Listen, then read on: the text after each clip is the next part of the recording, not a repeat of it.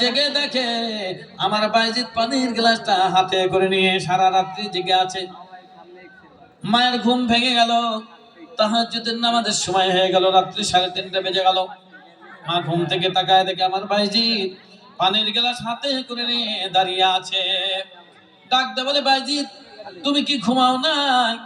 বাইজিৎ বলে, মা গো আপনি আমার কাছে পানি খেতে চেয়েছেন গো মা, এই জন্য পানির গ্লাসটা হাতে করে নিয়ে আমার মায়ের মহাব্বতে দাঁড়ায় আছি। মা খুশি হবে না বেজার হবে? মা খুশি, চোখ দিয়ে পানি পরে ঝরঝর করে পানি পড়ছে। বাইজিৎ ডাকতে বলে, মা গো ও মা আমি কি কোনো ভুল করলাম, অন্যায় করলাম মা? তুমি কেন কাঁদো গো মা?